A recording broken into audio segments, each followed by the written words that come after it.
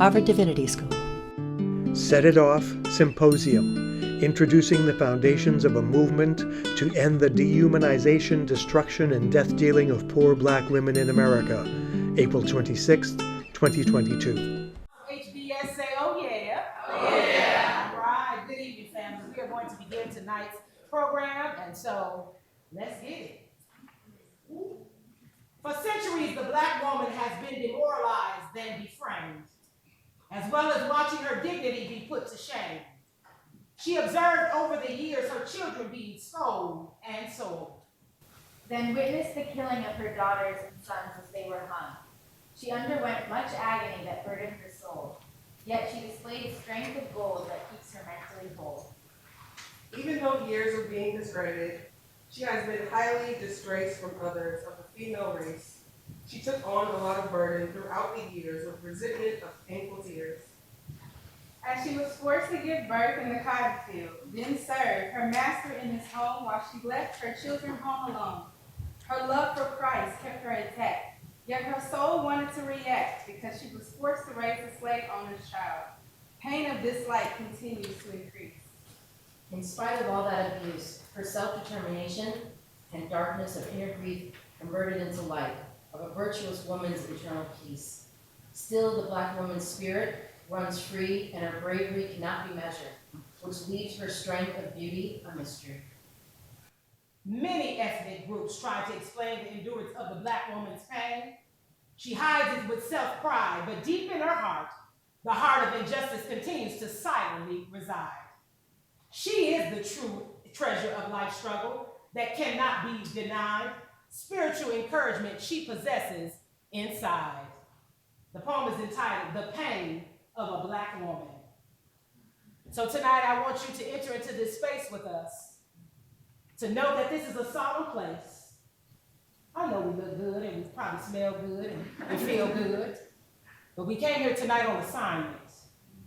Assignment to bring to HDS, and not just to HDS, there are those who are watching online, to this nation, that poor Black women, their lives are in crisis. And it ain't just started recently. Yeah, I don't think 45 was the one. Was it 45? What was his number? I don't remember because I discounted. But he didn't start the war or the anti-Blackness campaign. It started when this country was founded. Yep. So tonight I want to be very clear that we're here, and we hope that you are here to be with us. Not just to be hearers, but hopefully when you leave, you'll be a doer. A doer of making sure that poor Black women in this nation have the right to the tree of life, which means a right to live. We thank you for being here tonight. We honor you for being in this space with us. We thank you for all the ways that you are doing work in the world. But we know that there is always more that we each can do. Now we'll have Dean Melissa Bartholomew, the Director of Diversity and Belonging here at Harvard Divinity School, open us up tonight by honoring our foremothers. Thank you so much, Erica. It is my honor to lead us in ceremony to begin this sacred gathering. I will lead us in the ritual of libation.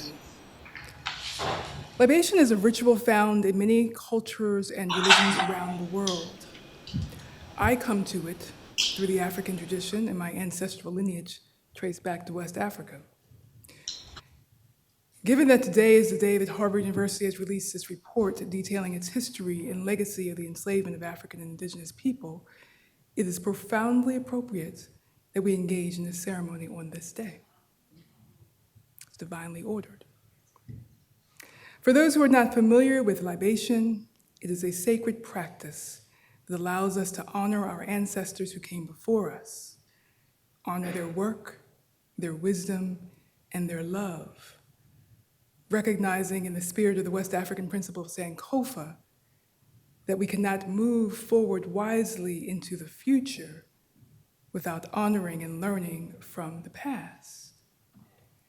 So we invite participants to share a name of an ancestor they carry with them that they want to honor. And after each name, we pour water into the earth. And since we're inside, we'll pour water into this plant. And then we'll say Ashe after the name. Ashe is a word of affirmation from the West African tradition, similar to the word Amen.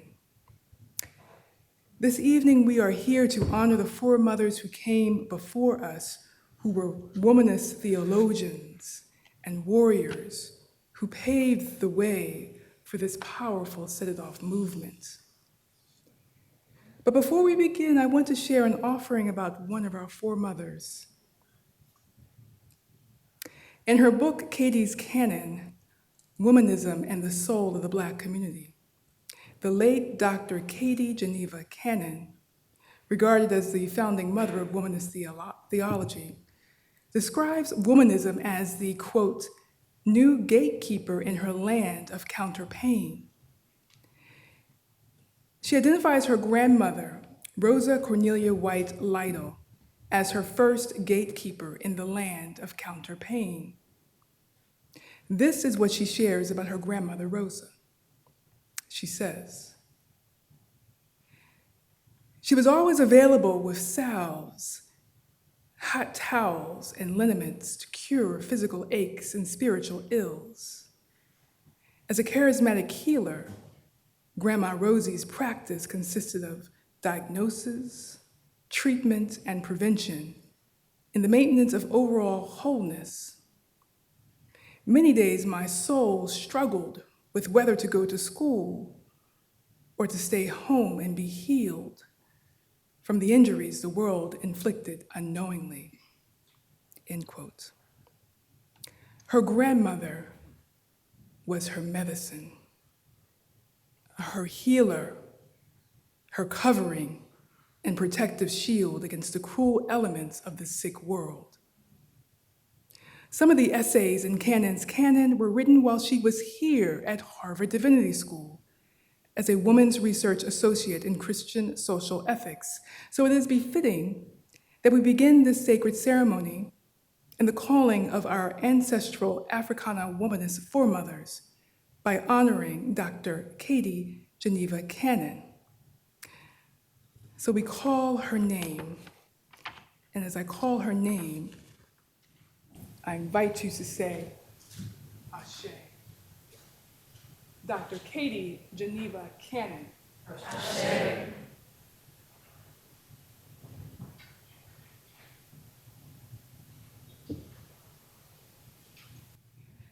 Now I invite you to call in the names of those women who are your counterpain, your medicine, your salve protecting you from this cruel world.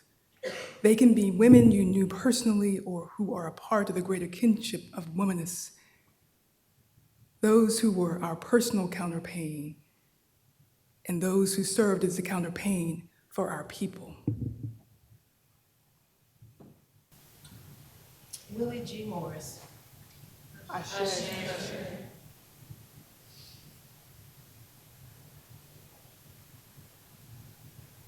Hilda Brown Robertson. Ashe. Mima Martin. Ashe. Alfred. Ashe. Maya Angelou. Ashe. Ashe. Fannie Lou Hamer. Ashe.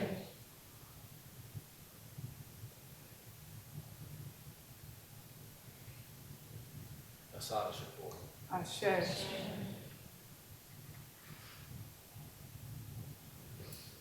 Ella Baker. Shirley Chisholm. Ashe. Ashe. Betty Chavez. Ashe. Toni Morrison. Ashe. To all the Black women that survived the Middle Passage. Ashe. To all the Black women who are at the bottom of the ocean. Ashe.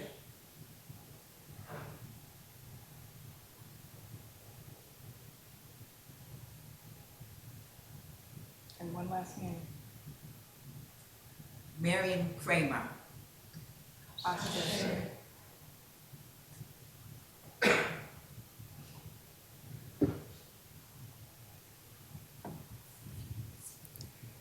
As we move through this symposium and through the work, may we carry the memories, the love, the struggles, the triumphs of all of these precious Black women.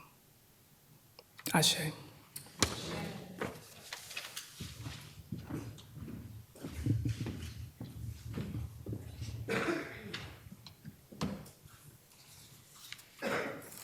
Tonight, we're going to have two special guests to join us to be in conversation with me about the film, Set It Off. How many of you had the opportunity to see it? Be honest. All right. And so tonight, we're going to discuss how 25 years later, the film came out on November 6, 1996, so last year was the 25th anniversary. We're going to discuss how this film, 25 years later, is still relevant and the urgent call that that film gives us in terms of the work we need to do with, because I want to be very clear, I'm not doing anything for poor Black women. We're doing this together. This is a movement for all of us, because as it has been said many times by Fannie Lou Hamer and many others, none of us are free until Black women are free.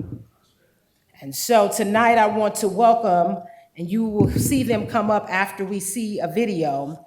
Tonight we have in our midst one of my leaders, a woman who has been on the forefront of this work for over 50 years. She don't even look that old, she look good. But she has been working, she's a veteran, she served this country, but when she came back, it didn't have any room for her. And so she's been on the forefront of this country fighting on behalf of those who are homeless. She herself was homeless, she'll tell you about it. And she'll tell you about this fight that is happening even right here in Massachusetts. So tonight we want to welcome Reverend Savina Martin. And Reverend Savina Martin, she's the Executive Director for the Hawthorne Youth and Community Center and Director of Youth Opportunity Development at Dudley Street Neighborhood Initiative. In 2021, I'm reading Miranda's bio, y'all. I'm looking at the other thing. Minister Savina was born and raised in Roxbury, Massachusetts, and she is a United States Army veteran. She is a lifelong local and statewide and national activist. She's been active since the 1980s. She was the president of the Greater Boston chapter of the Union of the Homeless. She is a founding member of Wings Incorporated, a Roxbury group for women recovering from substance abuse and pending unification of their children in the foster care system, which opened in 1993. She serves on the leadership and educational team at the Cairo Center for Religion, Rights, and Social Justice at Union Theological Seminary, and she is a member of the National Welfare Rights Union. In 2015, she started the Clergy Council of the National Union of the Homeless. She is currently one of the 3 tri-chairs with the Massachusetts Poor People's Campaign, a national call for more revival. She has a Master's of Science degree in Human Services and a doctorate in Human Letters from the College of Our Lady of the Elms. And this coming fall, she will be headed to seminary at Boston University. And she is on her way, but Representative Liz Miranda will be joining us. She is the state representative for the 5th Suffolk District of Massachusetts. That includes Roxbury and Dorchester. And she has a lifelong home here that has helped to shape who she is today. In 2017, Liz lost her 28-year-old brother, Michael Miranda, to gun violence. And after her decades-long advocacy for gun violence prevention, losing her brother was a catalyst in her entrance to electoral politics. And so tonight you will hear her talk about her fight to make sure that they don't build a $50 million prison here in Boston. And y'all know who is going to in-house? Poor Black women. So we'll hear from her tonight when she comes, but you're going to see a video now of someone who's also one of my leaders, and one of the main reasons why I am very committed to this fight of making sure that poor Black women are liberated. And I didn't say this when we started, but I want you to see these women who are here on this front, and I want you to see this woman right in the very front. That is my grandmother, Willie G. Morris. And so you'll hear me talk more about her later on tonight, but I need you to understand, even if y'all don't think I do a good job tonight, I want her to be pleased, because she was a woman who this nation forgot. but I won't forget her. And I'm gonna make sure the world don't forget other women like her and other women who have helped to build this nation. But when they died, they didn't have anything to show for it. So I want you to see this video of one of the women who I call her a saint in Set It Off movement. And then we'll have our panel to come up and we'll begin our discussion. Hey, Pam. Hi. William Barber. All Evan right. Barber. Nice to meet you. Still Harris. Really nice to meet you. Thank you for letting us come. Hi, my name is Pamela Roach. I'm from Lowndes County, Alabama, and I live in a mobile home with my 2 kids.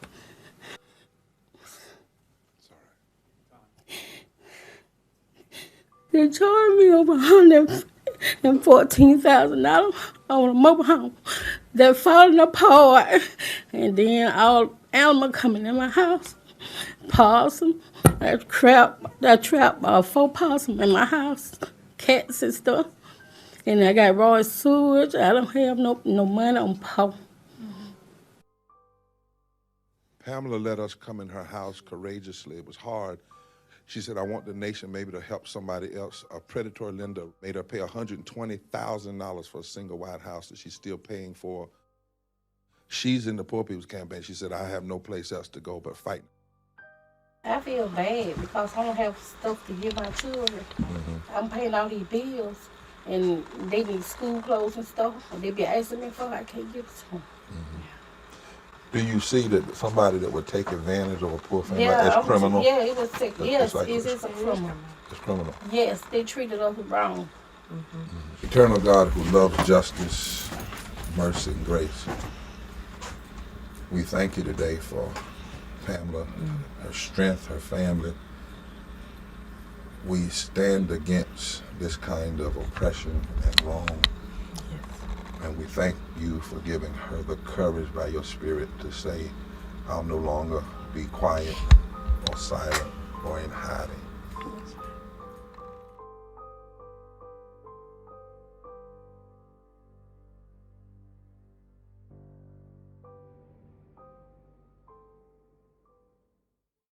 Before we begin the panel discussion, I want you to know that Pamela died in 2020 from complications of COVID-19, but she died long before that.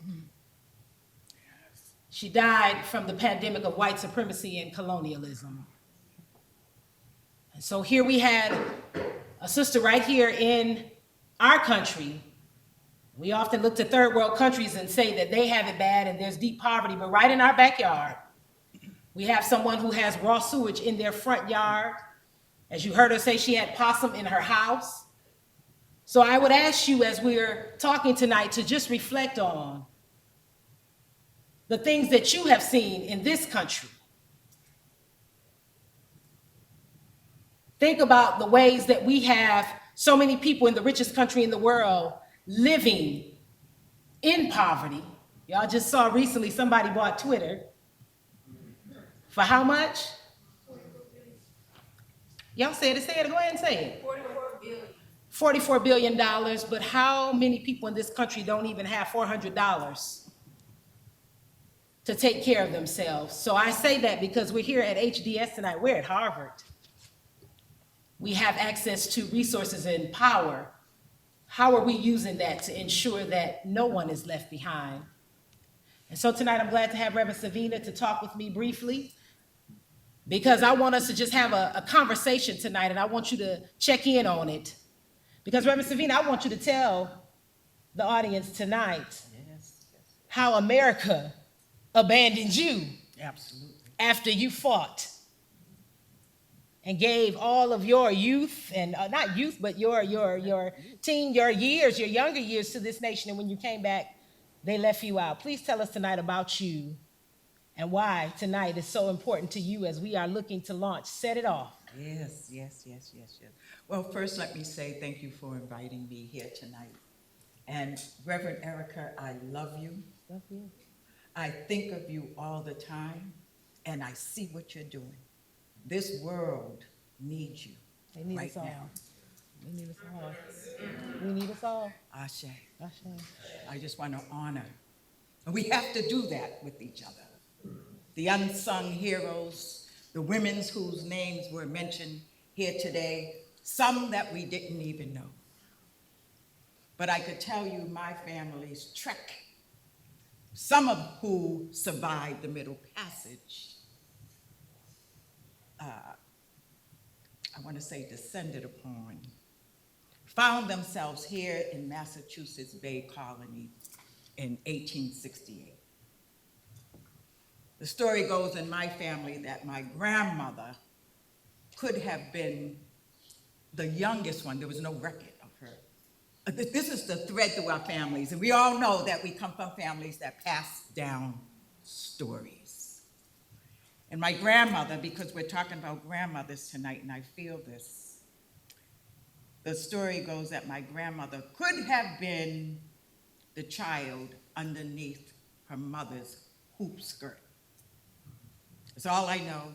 They have their shipping papers coming in from Canada, St. John's, New Brunswick, and Prince Edward Island, Nova Scotia. So they came here to Massachusetts Bay Colony. I come from a family that were activists. My great-great-grand-uncle Charles Henry Sullivan's papers, it took 10 years to authenticate and curate the family's papers that are now housed at Smithsonian Anacostia Museum in Washington, D.C. So my grandmother, Frances Sullivan, fought a fight to, in her wringing of her hands, right? In the sewing and stitching my red velvet dress so I could wear to kindergarten, right? With the 3 pearl buttons to keep us understanding that everything was okay. So I just had to frame that. I had to frame that because my grandmother, Frances Sullivan, is with me. She's with me. And so my first memory of things not going right, that something was wrong, was when my mother put the key in the door and I walked in. I said, oh, this stove is so cute, it's so small. As the story goes in the family, we were one of the first families whose homes were stolen through redlining and was placed in the Orchard Park housing development. This was the beginning. And when I think about my mother, I often think about Pricola.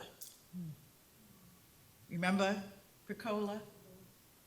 In the bluest eyes and everything she witnessed. I often think of my mother putting the key in that door and feeling like now she's isolated from her family, right? The shame, because we know what the projects brings, right? That was the beginning of her mental decline. And the second critical incident, and I'm not here to just talk about me. I want you to understand that the context that helped to shape me was a community of women, Black women, who fought and died from the social determinants and the conditions in the community, whether it was in food insecurity, right? Whether it was fighting the social workers who would come into your house and invade and look in your refrigerators and all of that. I don't want to get ahead of myself, but understand I'm speaking about a community of Black women that helped to raise me. So the second critical incident that I can remember was the assassination of Dr. King. My mother, feisty and bold, went outside to look for my brothers. And as I looked out of the window, now remember, I'm a black woman, a daughter, a mother, an aunt, a sister, right? We have the context of our communities, and we know that we feel things. So I want us to feel the texture. I want us to smell, use all of our senses as I'm saying this, right? So imagine a young child looking out of her window.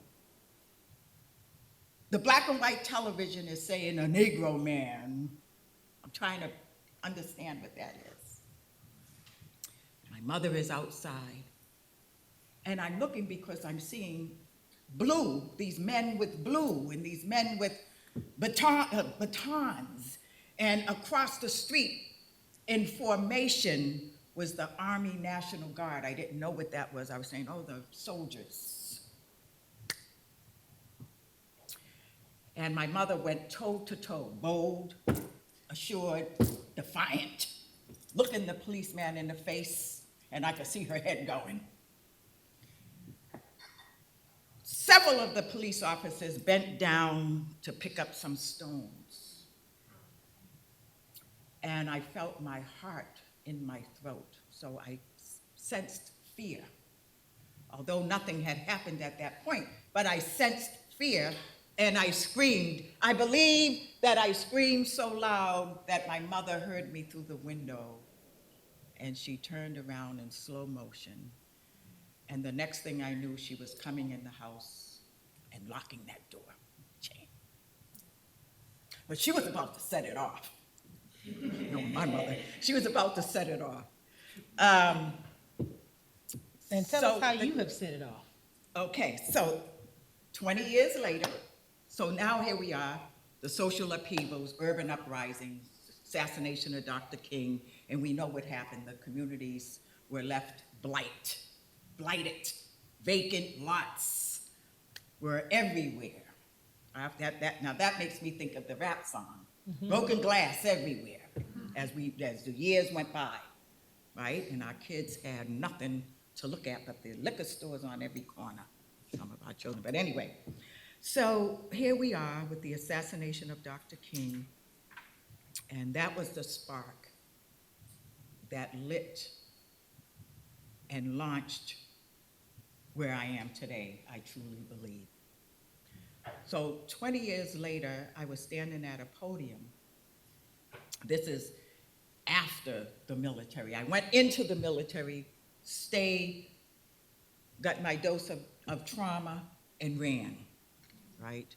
I was pregnant, I had my son, I was beaten down, and I went directly from the hospital into a shelter, and I stayed there for 13 months and finally got an apartment. But while I was in the shelter, I started writing the mayor.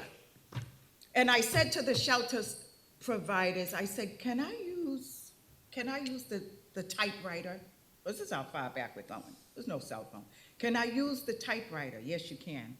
It's in the basement. And I was in the basement, typing away, writing the mayor, saying, I need to find an apartment. I need an apartment right now for me and my son. And I wrote him several times, and the letters that I received back really had no solution, right? There was no solution. It stated that we may have some vouchers available. I forget what it was called during that time, the state vouchers, and I think this was besides the Section 8 voucher. So I did get an apartment with my son, and I started volunteering on a domestic violence hotline, and I received a call one day, and they said, Sabina, you should go to this meeting in Cambridge. And I said, okay, fine, I'll go. I get to the meeting, and there's a towering gentleman from Philadelphia. His name was Chris Bro, and he was speaking about, he was on a national tour to start galvanizing folks around issues of poverty, particularly homelessness. in the face of neoliberalism, right? Now we're seeing the most visible expression of homelessness, of poverty, which is homelessness, right? People are sleeping in the subways in the richest country in the world, on grates. He was organizing around this issue. I had started feeding folks, because of my lived experience, feeding homeless men in downtown Boston sandwiches. So when I heard this man talking, I said, he's talking my language. And before I knew it, everything went very fast. Everything went very fast. And before I knew it, we were organizing all around Massachusetts, the Cape area, downtown Massachusetts, and finally, and I wish we had this on a short film, but next time. And finally, some more folks came in from Philadelphia, and we held our founding convention in 1988. I want to say 88 or 86. In the mid-'80s, right here at Harvard School of Divinity. Cornel West was here at that time. He marched with us. We held our founding convention, and at that particular time, I was nominated as president of the Greater Boston Union of the Homeless. Within 2 or 3 years, we had organized hundreds of thousands of homeless men and women who were ready to set it off. We came up with campaigns during that time to take over abandoned housing, and we did. You should Google us, look at the Wikipedia, and you'll learn a little bit more of that history of the National Union of the Homeless. We launched an illegal housing campaign where we were taking over abandoned housing. By 1989, 5 women and myself in the community of Roxbury set it off. Every time we took over an abandoned building, and every time we got arrested, we kept going in. We kept going back. We kept tearing the boards off. There's 5 Black women and myself. Some of the women were coming out of prison. Some of the women were recovering from substance abuse. But all of us were fighting because we knew we were one paycheck away or one emergency away from being homeless, sick, and suffering again. And we fought. We raised funds, and we refurbished that house that is still providing housing for women. And I'm going to stop here. It's called the Women's Institute for New Growth and Support, and it's housed hundreds of women over 38 years. But that's one house. That's one house. And I want to be clear. So I'm thankful for the victories and the things that have happened that you all have produced.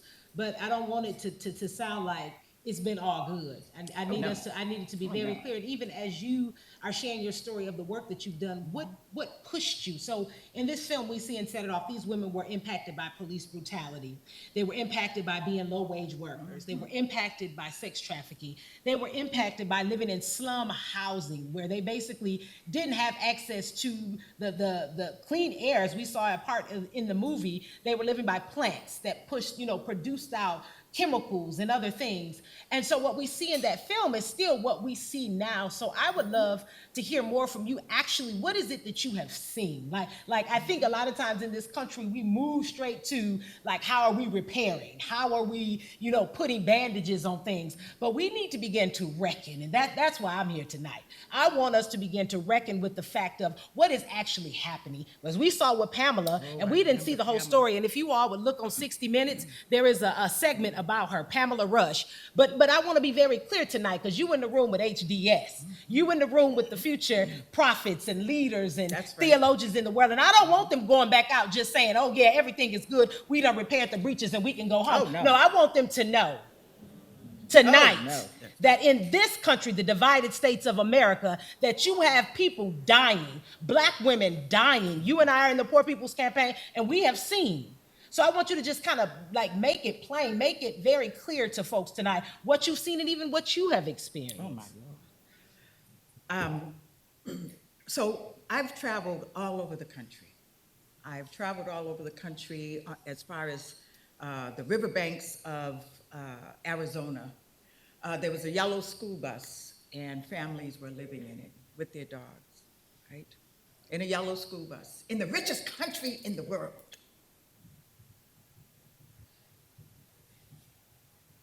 Now, and I remember Pamela Rush because that was our 2019 Congress in Washington, D.C., and I remember when she had left on the bus to go to the state capitol to that meeting. I remember that day clearly.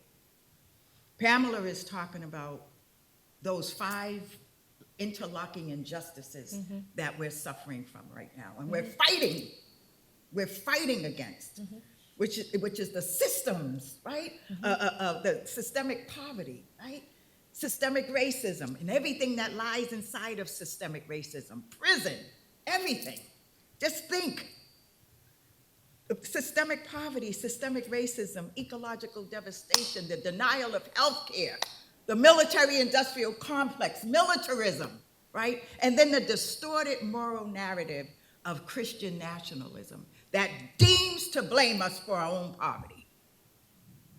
The book of Isaiah, what is it, Isaiah 1-3, that talks about how dare you legislate these laws and policies that kill us. So yes, I have not only been a witness to tragedy, to poverty, to all of these systems and constructs, but I have experienced as a Black woman, if you want to go there, my sister, who I called her name, Dominga Martin, had 5 children, trying to survive, had just opened up her second business, was missing all night. I called the police all night long. Where is my sister? Is she sick? We called the hospitals.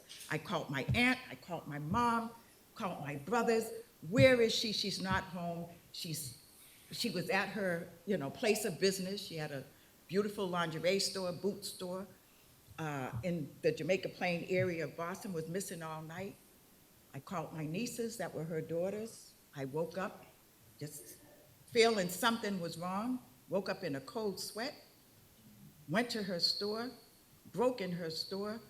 After I had called the police several times, the police did not show up.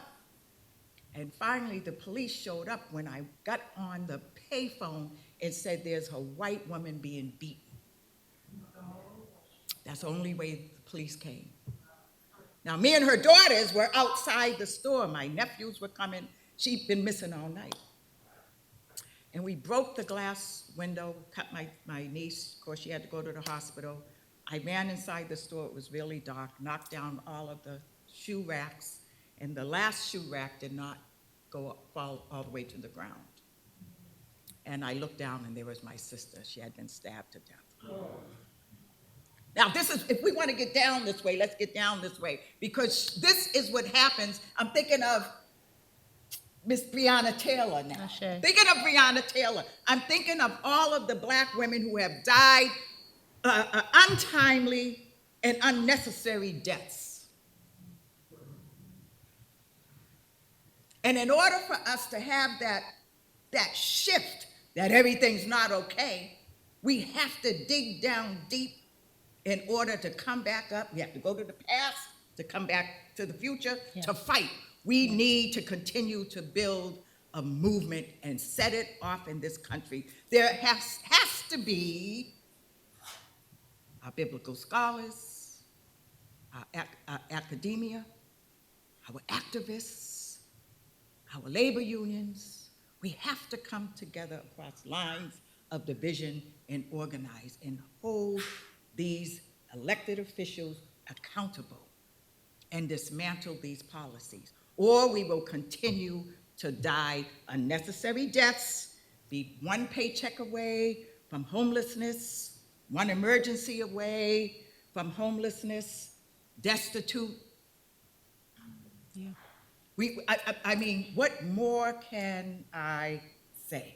There's a lot more you can say, because I know I could. But I think at the core of what I want to say, and as we are coming to the time of our panel, I want to just say to you, for one, I thank you. I want to publicly acknowledge you. As I introduced you, I talked to you about the work you have been doing, but I want to just publicly thank you and honor you for the ways that you have trailblazed in this work of justice. And I don't say that to honor you as this is a something to receive an honor or noble, because you shouldn't have to do this shit. Because you shouldn't have to live in a country where you basically have to fight to basically live. And so I say that as my spirit is being full tonight, because even today, and Dean Melissa talked about it, they released a report today that Harvard knows they had ties with slavery.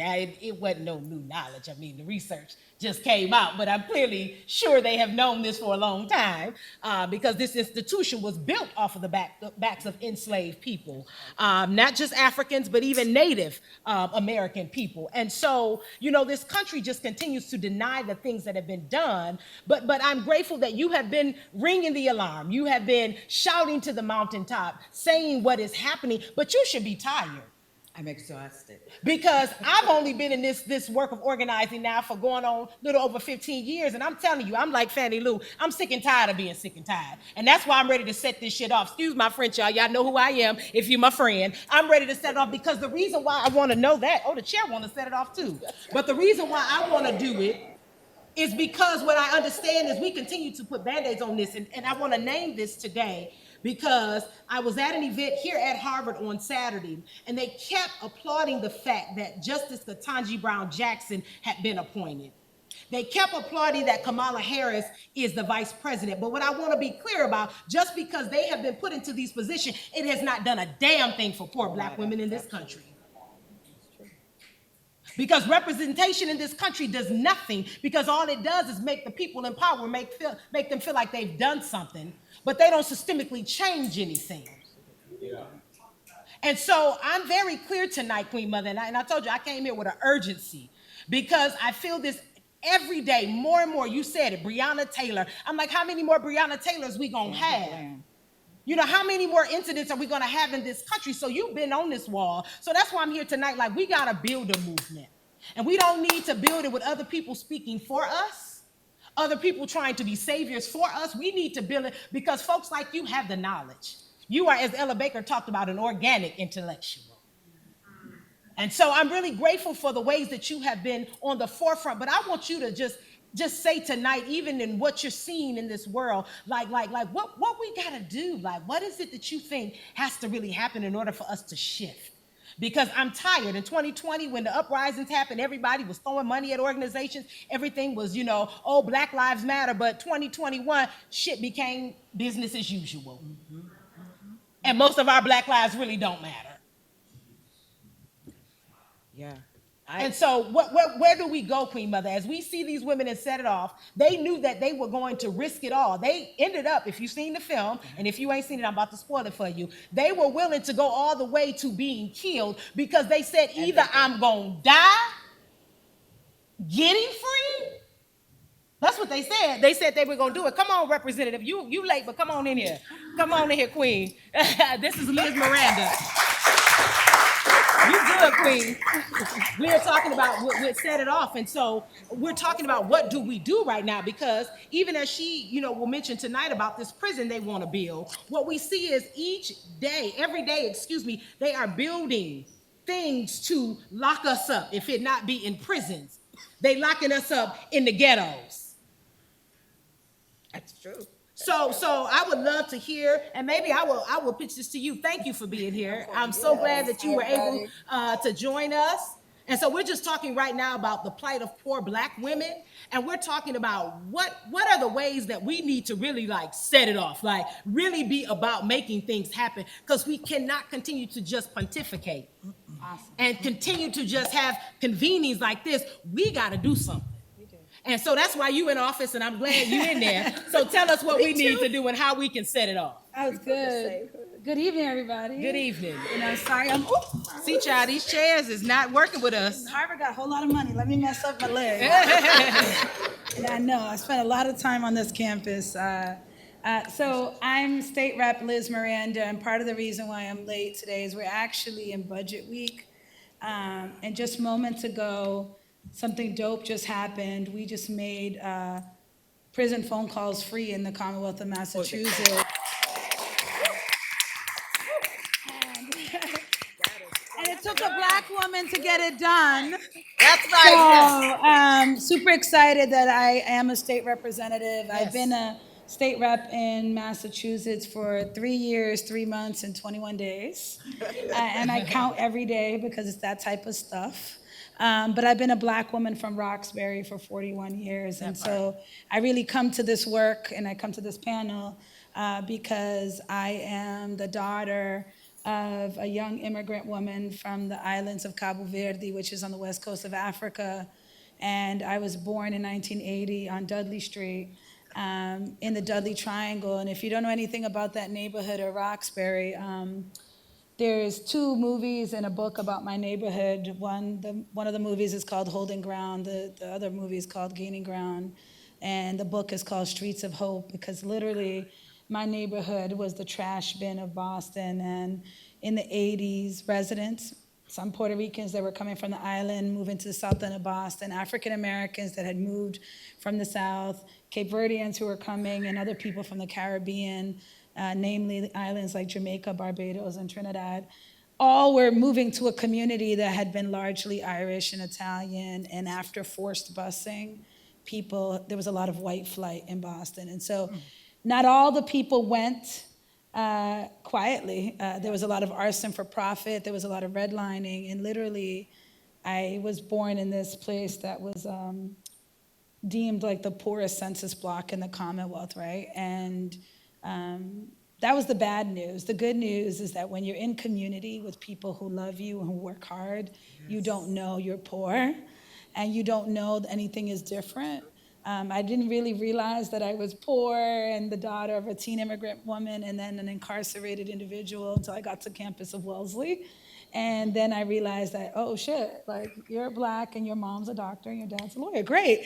You want to know what my dad does? Let me make something up. And I made something up until I couldn't make it anymore. And then by the time I graduated, I just started telling people the truth. I was like, well, I'm here and I'm still here and I'm graduating with you, so I might as well tell you. But being a part of the State House is a really unique experience. And I was really happy that I met you and reached out to. We're also sorors, Del Sigma Theta. And I thought about the movie Set It Off and how much being in political office is kind of my weapon of choice. Black women are often seen as a shield and a target. When you think about the Democratic Party, you think about even politics, Black women, the average voter is like a 66-year-old Black grandmother, right?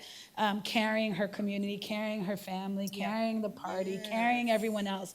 Yet we're still the most disrespected, under-resourced group of people on the planet, right? That's right. And so I'll talk a little bit about my experience, but I did take notes, and I know Sister Savina and me work a lot together in our community, but I'm one of 5. And so when you think of Massachusetts, how many people think we're a very liberal state? Like pretty much, like we elect Warren and Markey, right? What's up, right? We're pretty blue and liberal. But the point is that in this state, one of the first in the country to have a democratic, actually the first, like a democratic government that led basically the formation of the 13 colonies, there's only 5 Black women, and we just got one a month ago, Senator Lydia Edwards. But there's Rep. Tyler, Rep. Alugardo, myself, and Rep. Brandy Fluker Oakley.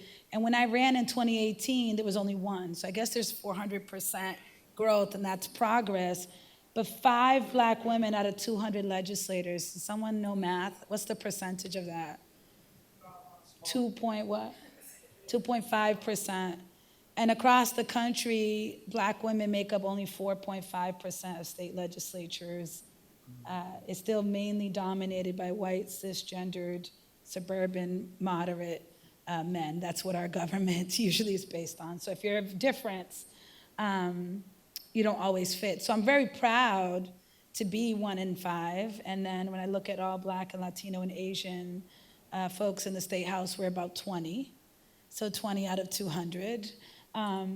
But it's exhausting, right? And the issues that we work on, whether it's fighting hunger, gun violence prevention, ending mass incarceration, or the systematic impact of that in a state that thinks it doesn't have a problem, you can imagine what that's like. And so I'll end by saying that when Set It Off came out, I was 16. And I actually think the late 90s were some of the best Black films ever, right? I look at my age, I'm 40, 41 now, and I think about how many times I watch movies like Set It Off over and over again because they remind me of who I am and who I come from, right? And I think about the movie, and it was kind of like part Waiting to Exhale, part like a Black version of Thelma and Louise, right? The Big Adventure. And then like a Girls in the Hood, right? You think about what Boys in the Hood did, iconic Black film about growing up male in South Central LA, that when you looked at Frankie and her homies, everyone had a place. And for me, the person in that story that I thought a lot about was Stoney. One, because I just lost my brother 4 years ago to gun violence, and it was actually the reason I ran for office, because I was like, after 3 months of being in intense grief and having basically lost people every year of my life since I was 18, I was like, wait a minute, I couldn't even save my little brother. Here I was, I went to Wellesley, and then I went to graduate school, and then I came back to the hood. How admirable, right? Came back to save my people, invest in young people, and I'd worked with hundreds of young people, giving them what people gave me. Like, even in a hopeless place, I was loved, I was showered, I was supported, I was mentored, I was given opportunities that my mother could never dream of, right? And when my brother died, I thought about this idea of a Black girl's redemption, or like the Black girl's sort of plight to not only survive, but to thrive. And in the theme in the film, I thought a lot about it, and I rewatched it again. So I could feel reconnected to her. Because, you know, Jada been out here with the red table. So it's been it's a little bit hard sometimes to understand her identity and growth, because she's so much, you know, she's Jada Pinkett Smith, but to think about, and Queen Latifah's Queen Latifah, but to think about who they were 25 years ago is really important. So your question is incredibly important. Sometimes it feels that we're running against the tide and we have no more time. And as Black women, we tend to be doing this work righteously and still angry and still exhausted about the fact that we are still in 2022 having to essentially claim our humanity, right? That we are deserving of peace, of love, of success, achievement, grace, redemption, mercy, all the things that we hope we provide to human nature. It seems that regardless of whether you're a state representative or you're another hood girl whose rainbow isn't enough, that you are still in the communities asking to be seen as just human and worthy. And so thank you for doing the conversation. I'm happy to be here. And thank you guys for spending your night with us. That's it. Thank you. So this is one question I want to ask both of you. So we're at a divinity school. And so you all have both named, we have the legislator and we also have movement. So we have various places that are, Black, poor Black women are involved in. I want to bring in the church, in particular, the Black church.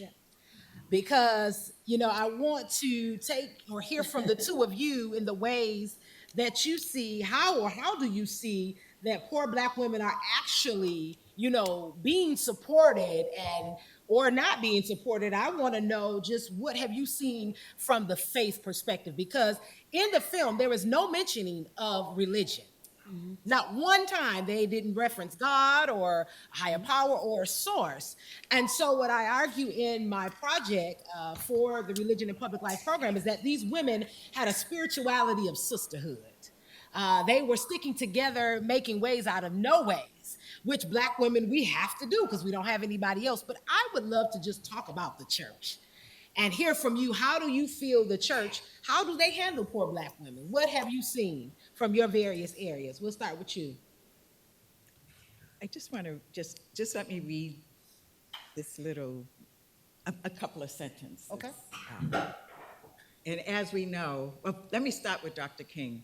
I know he said that it would be a tragedy if we turned back now. And this is spinning off the first part of the conversation that we had as you were ending and you were asking, what do we need to go, or where do we go from here? And I thought about the quote from Dr. King when he said, it would be a tragedy if we turned back now. So that's one thing, we've got to keep going. We must keep going, right? And throughout history, I mean, we can go as far back as slavery when, you know, we were congregating and humming our pain, right? And we can move into the civil rights movement, and we can also say that Black women have played major roles in the church, right?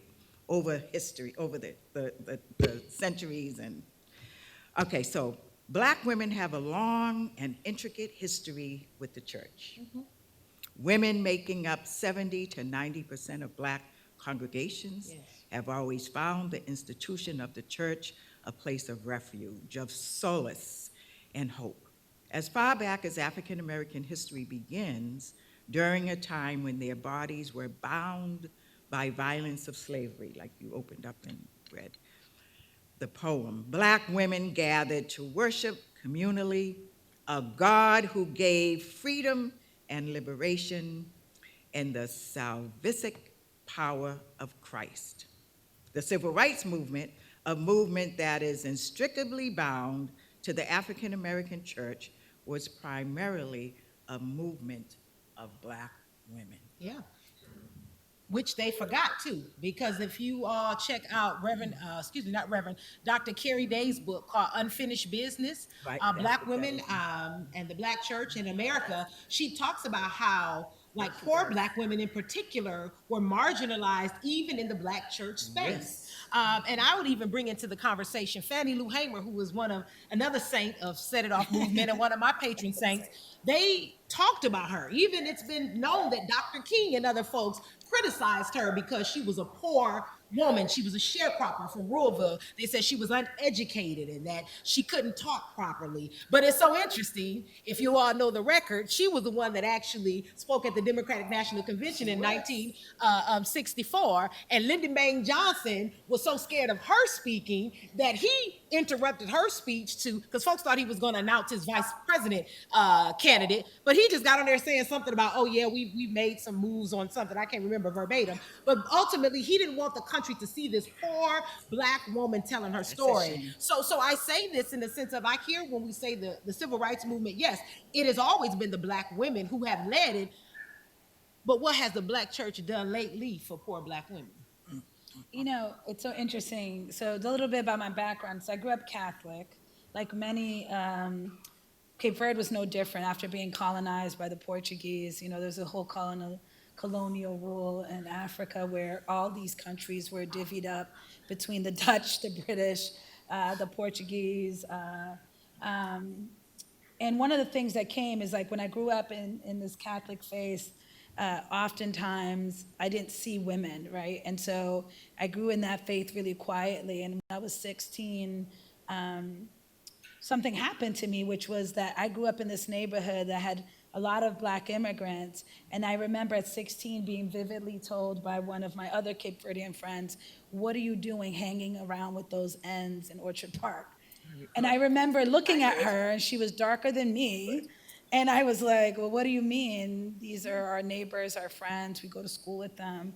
But no, we're different. Like, we're different. We're different because our parents work in factories, they don't live in the projects. You know, she went through a list of things. And I'm saying that because that's when I made the conscious decision to sort of look at other faith pieces, because I'm leading to this space of like what I believe the Black church, and I'm a member of Morning Star Church now, Christian church, one of the largest Black churches here in Boston. And I was incredibly surprised when the bishop a month ago stopped service to talk about that the Black church has really become a place of condemnation. You're good enough to go to church unless you're queer.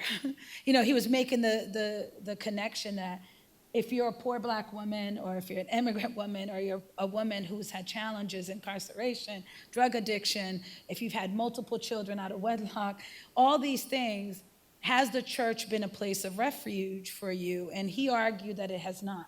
And he said to look around and see why our pews were empty, particularly after COVID-19 and the multiple pandemics we went through, going through a pandemic of public health proportions, but also housing, economic divide. And I'm going to take a word from Ayanna Pressley, my sister, Congresswoman, a racial awakening. I was saying reckoning, and then I was like, what's been reckoned? Nothing really, right? Nothing. So a racial awakening all at the same time, and yet the churches are largely empty. And I think part of it, actually not I think, I know it's because that the church has been fundamentally built by black women, but there's also this layer of respectability. But who is black enough, or who's righteous enough, or who's got the picket fence and the 2 kids and they go to church every Sunday? Is that the person that deserves grace and mercy? Is that the person that's going to be saved? God forbid you have other blemishes on your life story, which Jesus had blemishes too.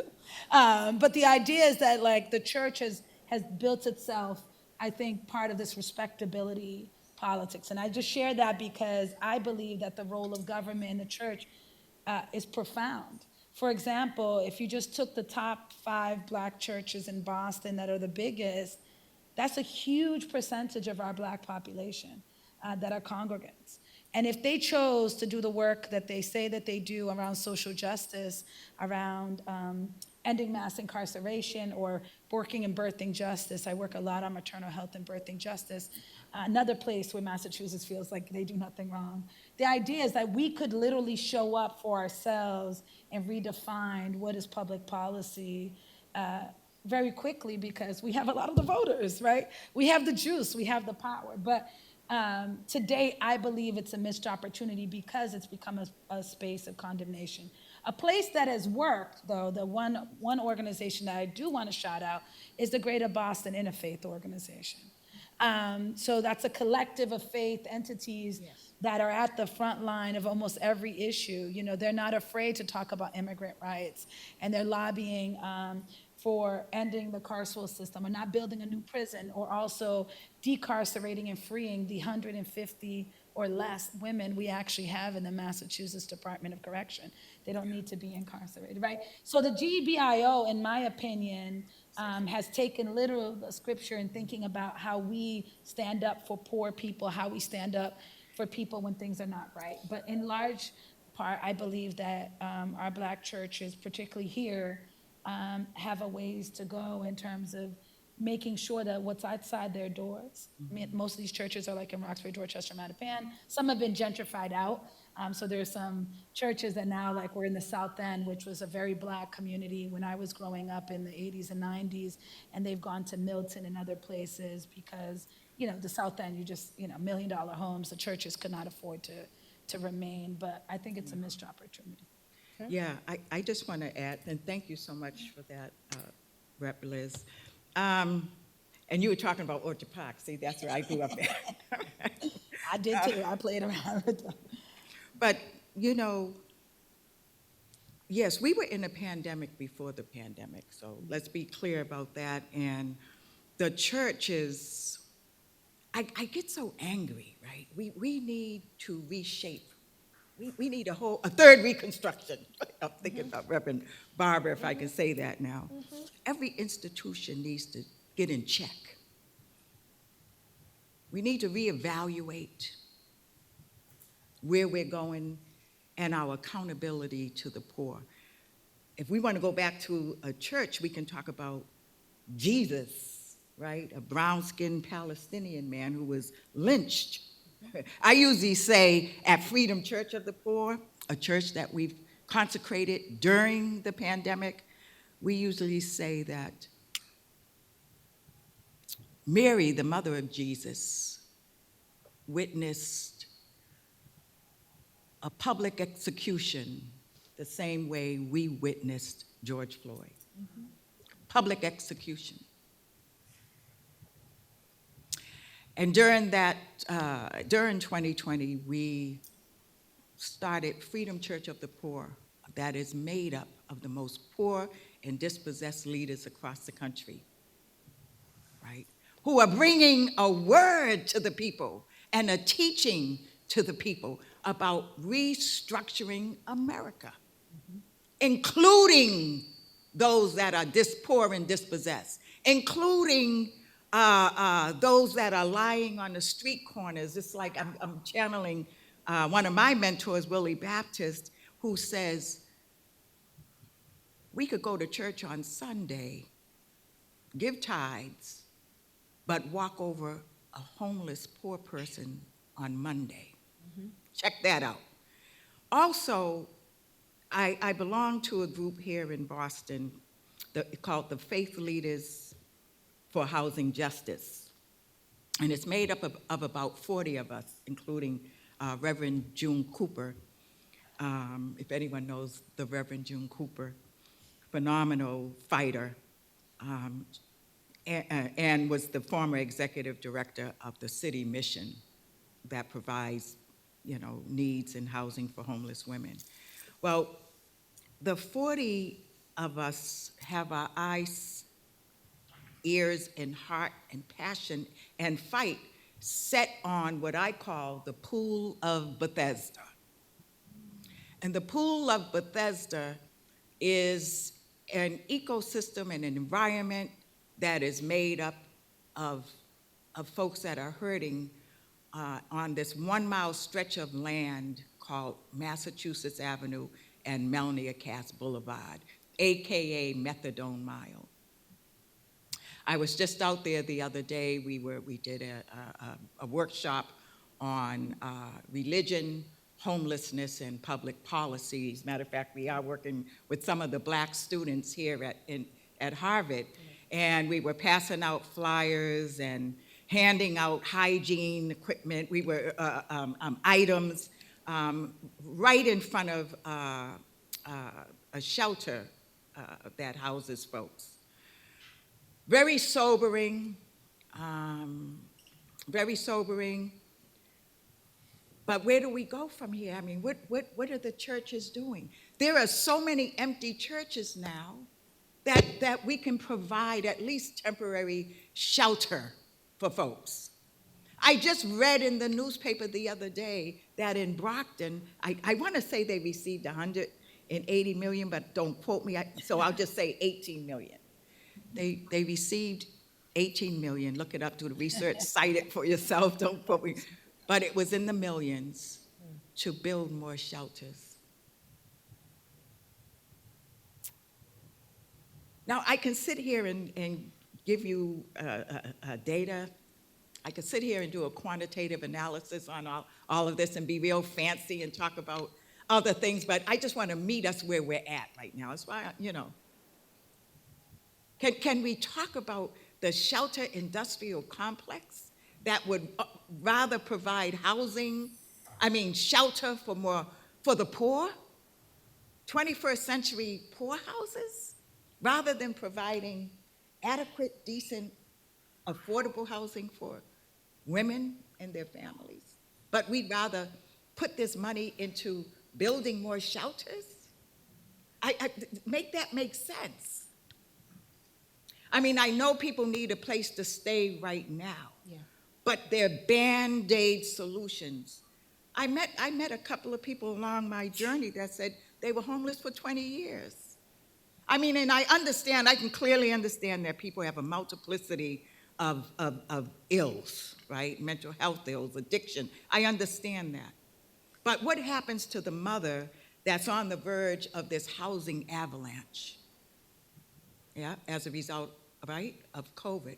What happens to the average mother on the verge of this housing avalanche that may have to wait? And one of my guests that I'm working with called me the other day and she says, Savina, I went to apply for housing and they said the wait list is 12 years. Jesus.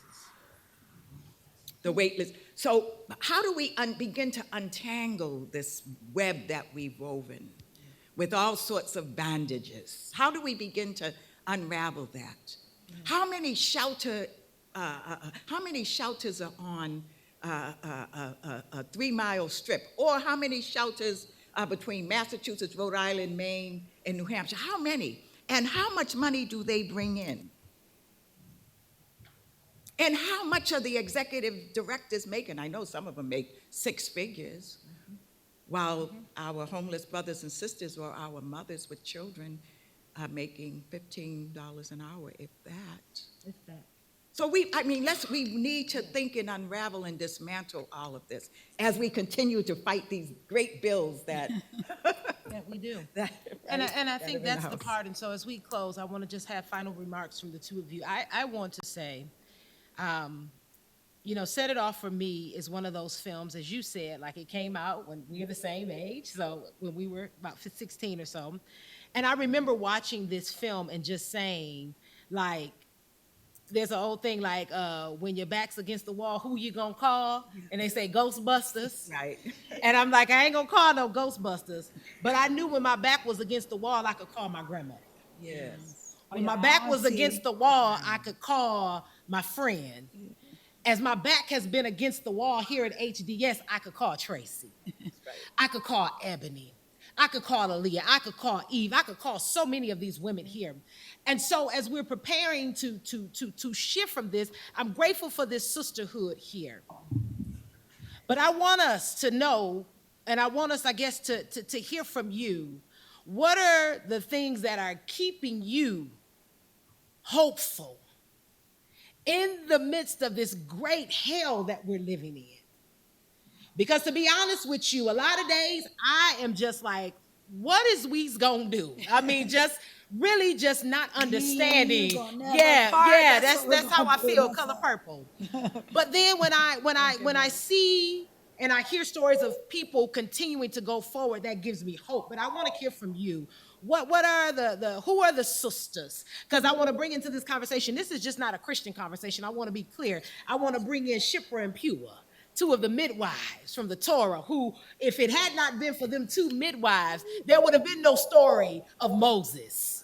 There would have been no story of the Israelites escaping Egypt. So we got to understand that it's just not Christianity. We got, Judaism, we got Hinduism, we got Islam, we're going to need all the religions and spiritualities to get out of this hell that we're living in.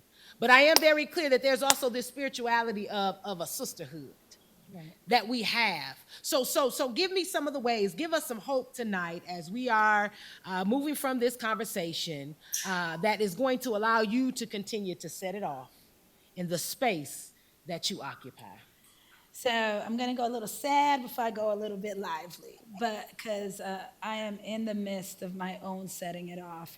I am a representative and currently running for Senate, and the history of Massachusetts is that there have only been 3 Black women in the entire 300 some odd year history that have ever served as a senator in this Commonwealth, this great state, supposedly. And so I want to be the 4th. And if I win, I also will be the first Cape Verdean woman in the country.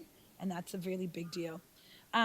There's 3 things that I said to myself as my staff and me were kind of working on what to say today that have led me to do the work that I do. The first is that you can't love something you ignore. And it's really the erasure of Black women or the ignorance toward Black women. And, the idea is like, even in a Commonwealth like Massachusetts, going into the State House and say, hey, I want to talk about birthing justice. And they're like, what are you talking about?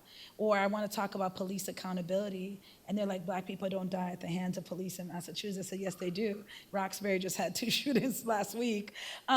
Is that the idea of this, if they just ignore, then there isn't a problem, right? And that's not true. With love and leadership with love, you actually center on people, not ignore them. The second is that Black women did not create the system of harm that is impacting us. That's it. And we shouldn't be held with the burden to dismantle it on our own. That's right. It's like you're oppressed, but then you gotta do something about that oppression, because if you don't, then we must think you like it, right? And the idea is like, heavy is the burden and the head that holds the crown. And as Black women have constantly in this country been the shield of so many things, our families and our communities included, that we need allies. We need people to work in the space and hold themselves accountable for the harm that has been done to Black people in this country. And namely, when we think about reparations, in Boston, we talk a lot about the fact that 8 years ago, the Federal Reserve of Massachusetts released this report that we have $8 of wealth in the Black family, while white families have 251,000. Now, that's been 8 years. 5 years, 3 years later, the Globe did a spotlight report. So that's 5 years. So 8 years we've been talking about the same damn $8 and $251,000. And has there been much movement? No.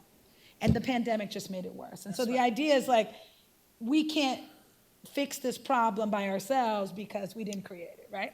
And lastly, that you can't do Black empowerment without the empowerment of Black women and centering them. If I look at my district in itself, 62%, and that's what's counted, 62% of the families are headed by women, and mostly women of color, because my district is the most of color district in the whole state.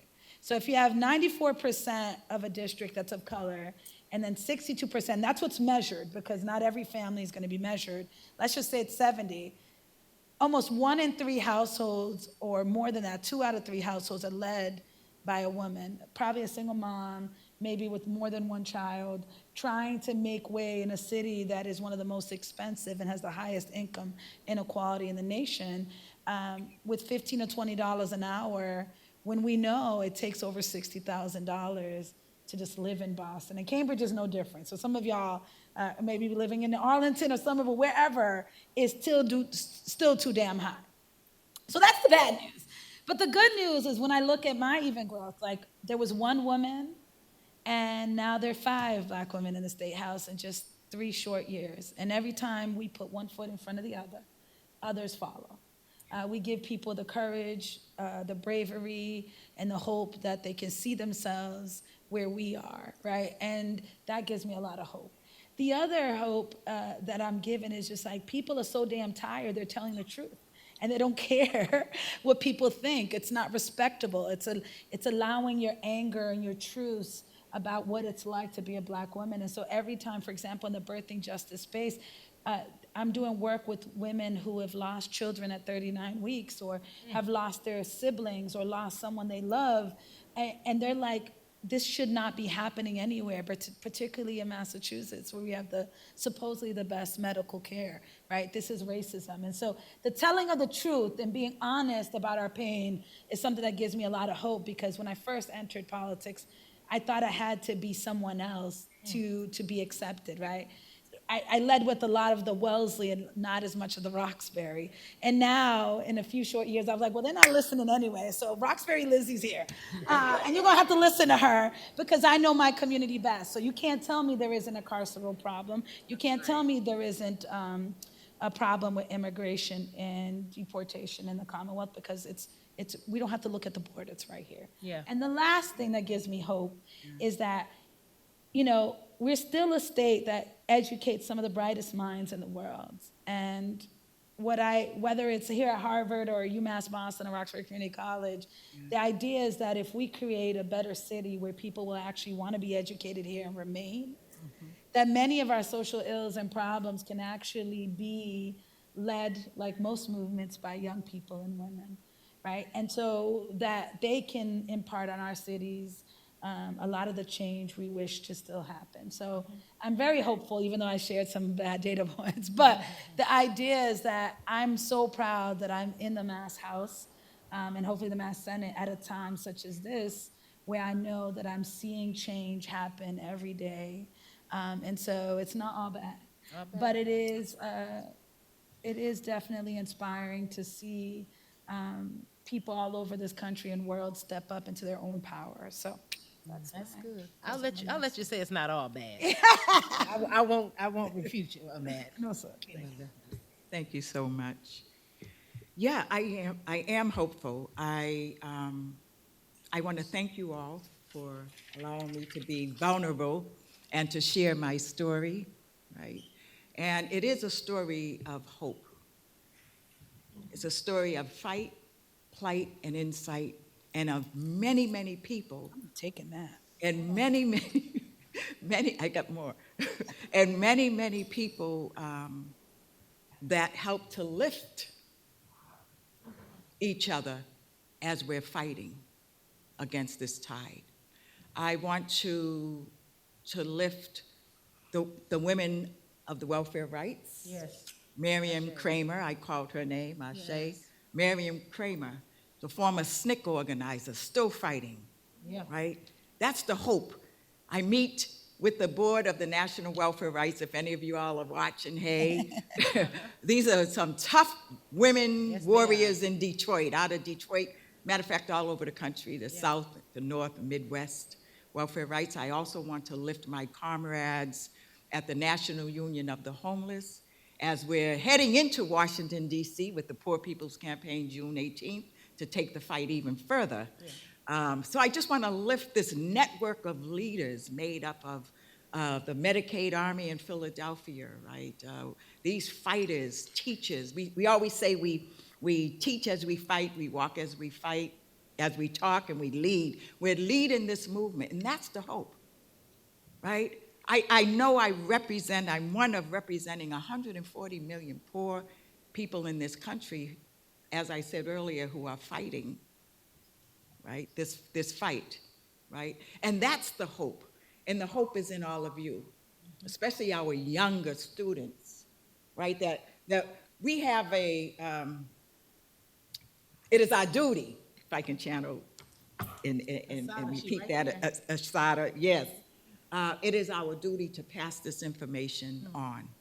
As my mentor, Willie Baptist, says, the more you know, the more you owe, right? And you all can meet me where I'm at, and I can meet with you where you're at, and I can be this little girl from the hood, from Orchard Park, and speak to you all in a way that you will get, right, that deep down grit. That's the hope that we need to meet people where they're at and listen to these stories, and that's the hope. And I'll end there. And you're the hope. Thank you both so much. Can we give them both a round of applause?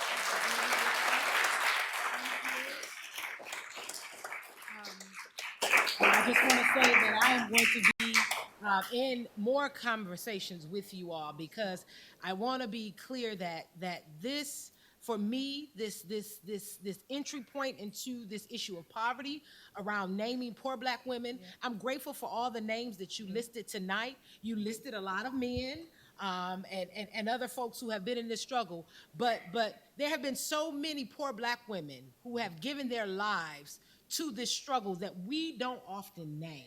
And so that is a part of Set It Off's movement ethos, if I would say, is really to help to lift the voices of the women. Yes. Because what I am so tired of when I hear history, recalled, we lift the men, and we even lift up people who have access to privilege and power. But again, I'm always come back to my grandma. My grandma was a woman who she scrubbed floors and wiped toilets. She didn't have, I always say, but an 8th grade education, but a PhD in common sense. And my grandmother was the one who on her deathbed said to me, now don't you take hold of the freedom plow and then let it go. She knew she wasn't going to see the liberation come into full manifestation, but she knew I was still going to be here. And so I'm very clear about my grandmother and other folks, her best friend who's here on the other side, and other women, poor Black women in this country who have made great strides. We must begin to tell their stories. So I ask even of the two of you, as you go out and you speak, think more of the names of the women here right in Massachusetts, you know them, who have been very much on the foreground of making sure that America be what it didn't say it would be, because when they said we the people, that didn't include us. Ooh. But they said, while we're here, we're going to go ahead and make something happen because we built this. So now you're going to make sure we have what we need. So let's make sure the stories of the poor Black women in America are told. Ashe, thank you. Thank you.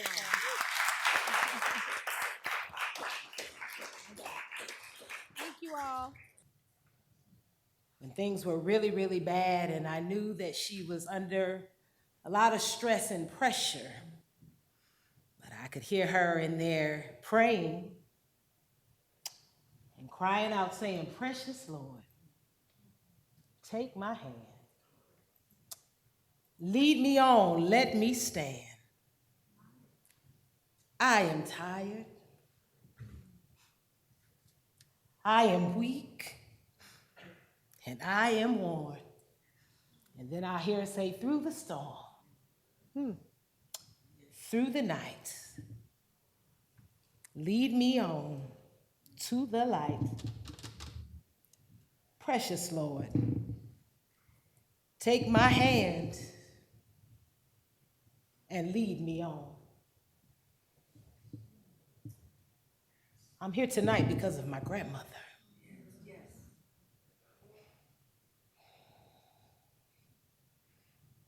I'm here tonight because my grandmother was a woman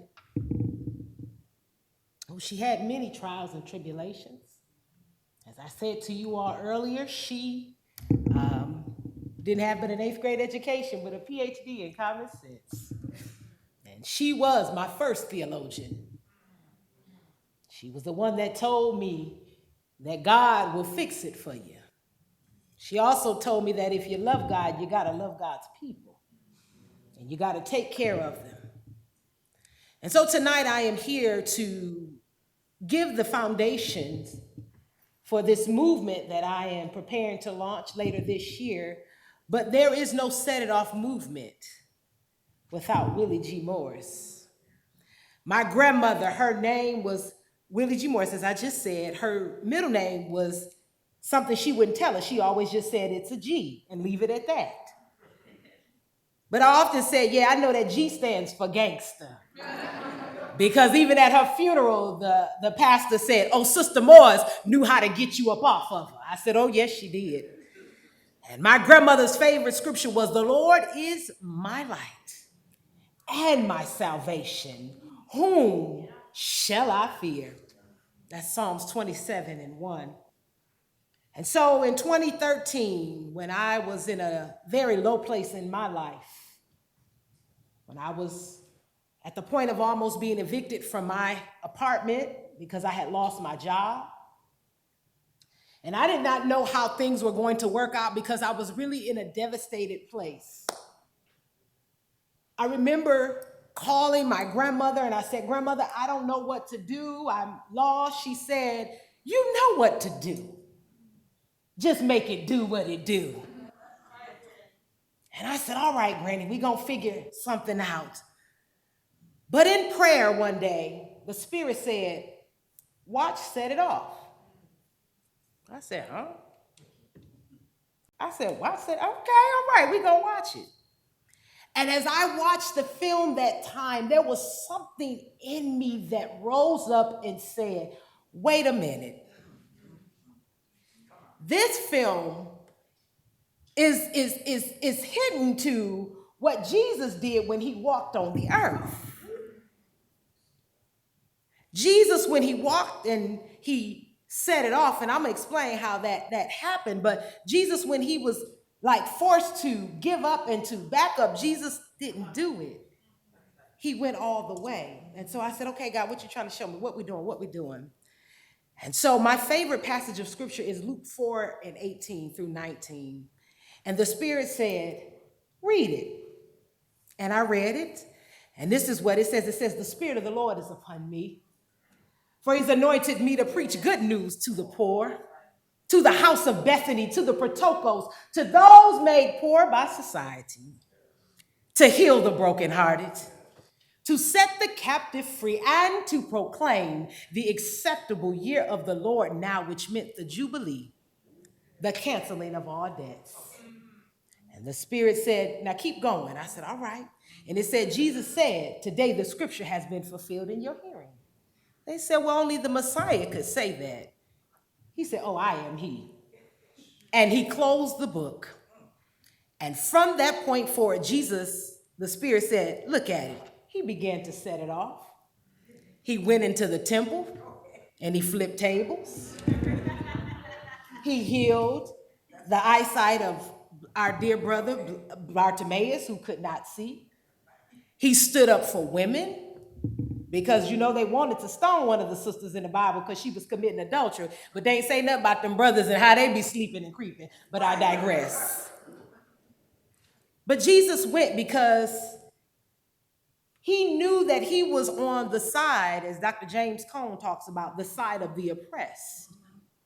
And he knew that his life, he was sent here to be the one that Isaiah had prophesied about being the one who would follow in the lineage of the freedom fighters in his generation. In his lineage.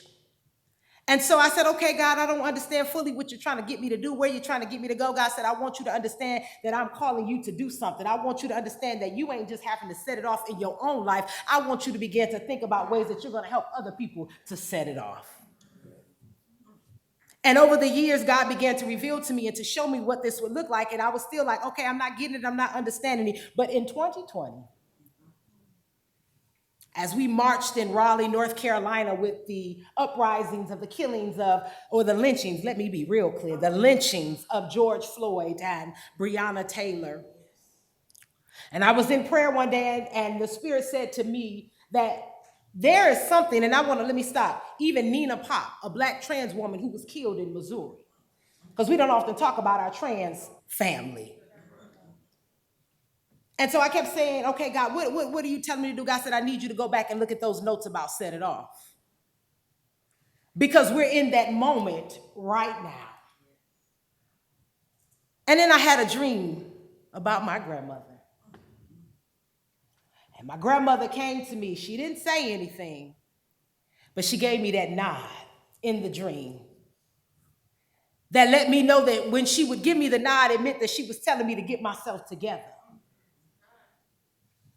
Because in that 2020 period, while we were in the pandemic and we were doing the uprisings and marching and protesting, I was also going through a major depression in my own life. And I was at a place where I was actually looking at, like, I don't want to do this movement work anymore. I'm tired. I'm just over it. I'm ready to give up. I'm ready to quit. But when I seen my grandmother, and I thought about the ways that she had to take care of her two brothers when their mother died at the age of 13, when she was 13. How my grandma had to wash and clean people's clothes and had to scrub floors, had to do all kind of things. And even as when she moved to Michigan with my grandfather, they didn't have anything. We were poor. I mean, in the sense of like we had what we needed, but we weren't able to fully live in the way that my grandmother deserved to live. And so I said, if grandma could continue to go on and she could continue to live and to continue to fight for justice, because that's what she did, why am I so quick to say I'm going to give it up?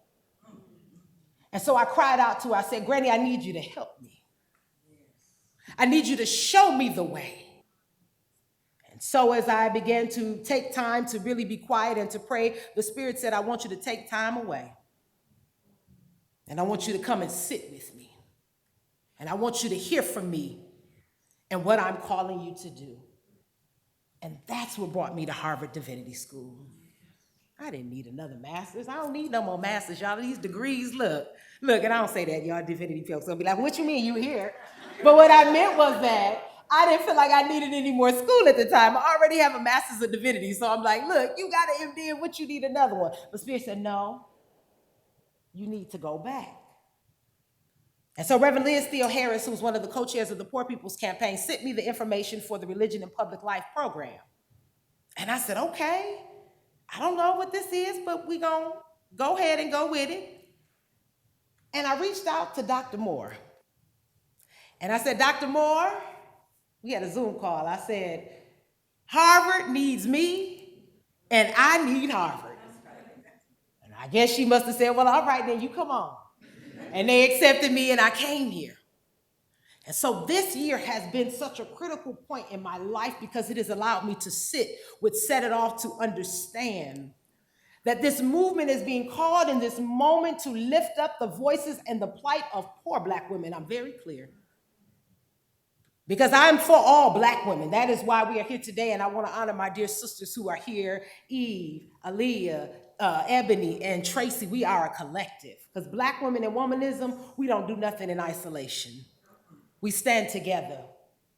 And so this year, I have been able to be here and to sit with the fact that I am for the liberation of all people, first Black people.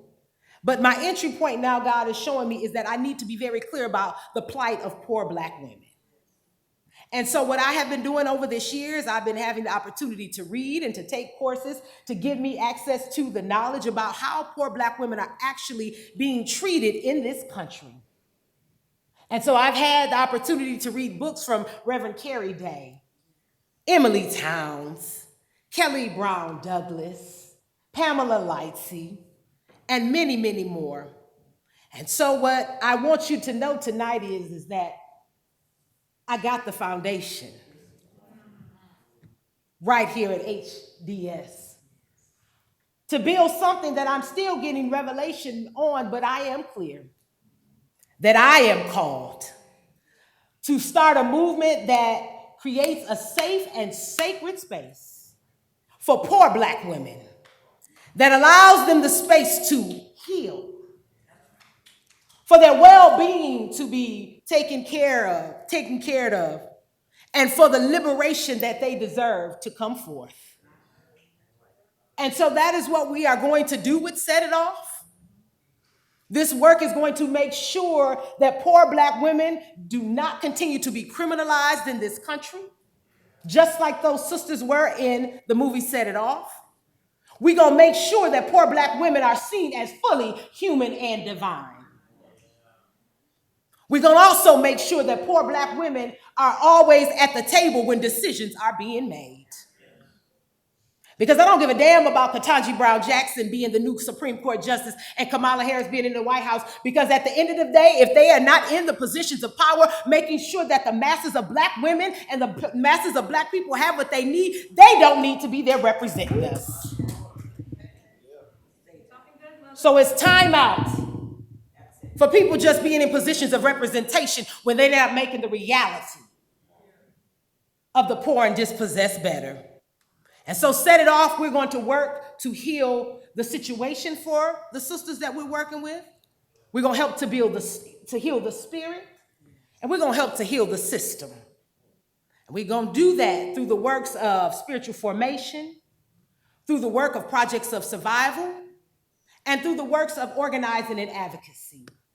And so it's a lot to come with that, and I am going to put up a link where you all can get more information about this movement, but I am very clear that God has called me to go into areas that are poor and dispossessed, and not for me to come in to be the savior.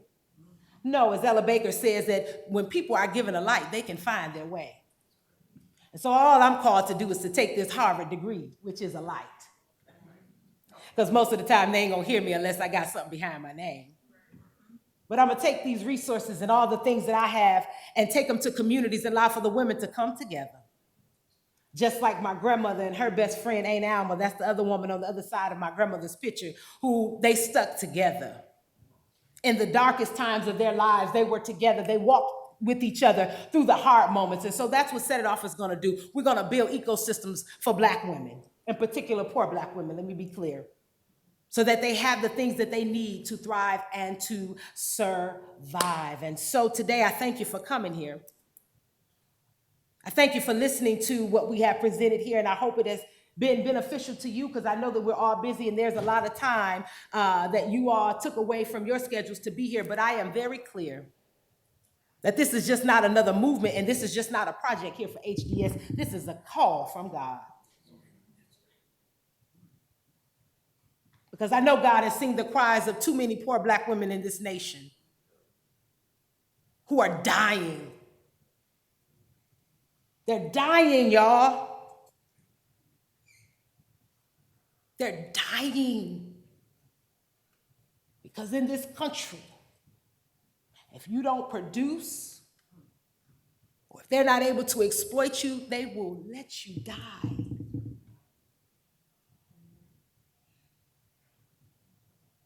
And we can't have that. And so I'm asking you, HDS, to join me on this journey as I seek to do what I believe and I know that God has called me to do, which is to ring the alarm for poor Black women in America. And that means if I've got to speak power to the Black church, I'll speak it. If I got to speak power to the Congress, I'll speak it. If I got to speak power to the White House, wherever it may be, I'm going to tell it. Because I know that God is seeking for God's daughters to be free. And that includes gender nonconforming Black women, trans Black women, non-binary Black women, all of us. This movement is going to seek to build a generational movement that allows for, when it's all said and done, poor Black women will be free.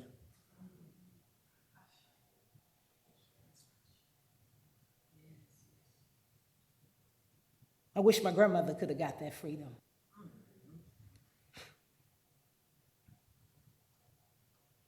I wish Aunt Alma could have got that freedom. I wish Fannie Lou Hamer could have had that freedom. And so many other women. But we can't do anything about that now.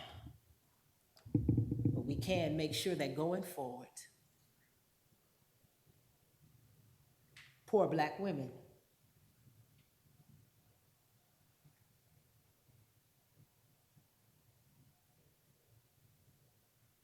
they live the life they deserve. And so I want them to put up the link. It's already up here. Please log on or click on that to please sign up to get more information about this movement. But I want you to understand, I hope that you came here tonight, not to spectate or just to say what, I want to be in this space to see what's going on. I hope that you understand tonight. I want you that you've been in this space tonight to know, like, when you're in conversation and you don't see one Black woman at the table, say something. And also, if you're in spaces and decisions are being made about folks, make sure you ask them, have you thought about the poor?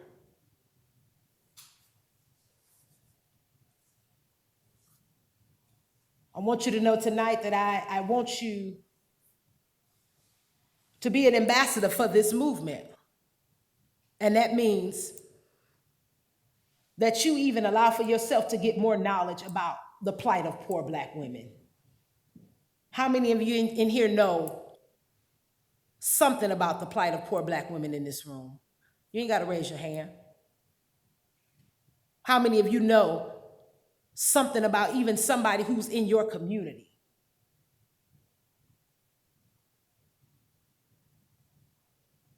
Let's not just be woke,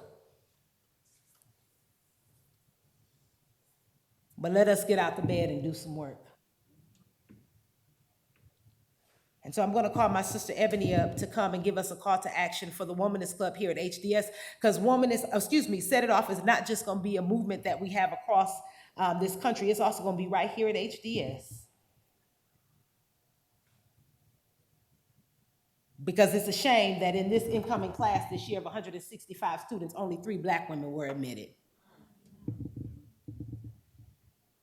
So there's a problem even in these halls of Harvard, that Black women are not able to have access to the resources that are here. So we want to ensure that even here at HDS, that Black women's voices are heard, they are seen, and they are respected. And so we're going to, Ebony's going to come and give you some information about the Womanist Club and what's going to be coming up, in the fall. And this just doesn't include Black women from Harvard Divinity School. It also includes Black women from across the campus.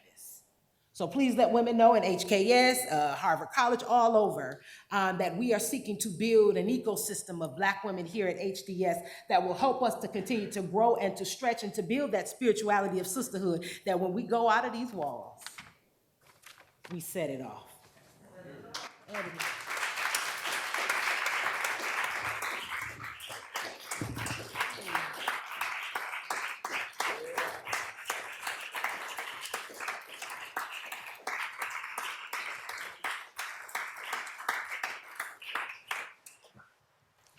Thank you all for being with us this evening. We really appreciate you all coming out and taking out your time to be here with us. I'm going to be up here very briefly. You can go ahead and take a picture of this QR code to sign up for the Set It Off movement and also for the Womanist Club. If you are a HDS student and you are interested in being a part of the Womanist Club. That is it.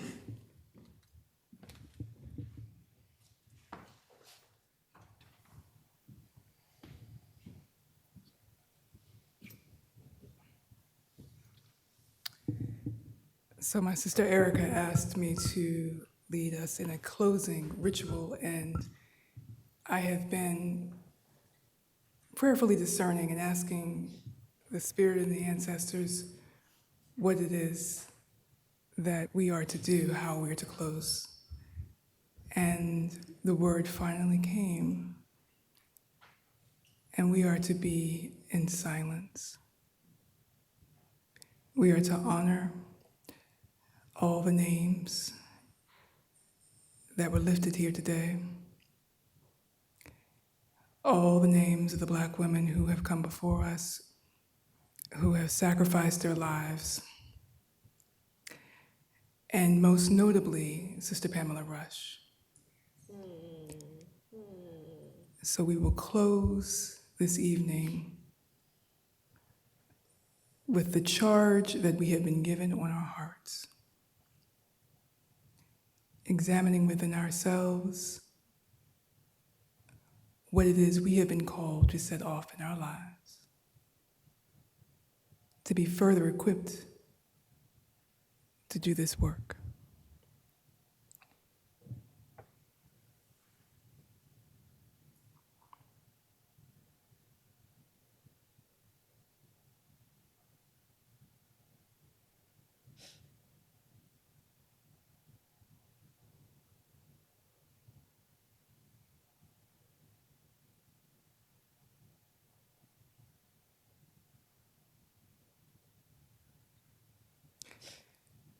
Go in peace.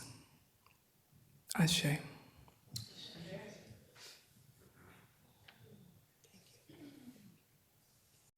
Sponsor, Religion and Public Life. Copyright 2022, the President and Fellows of Harvard College.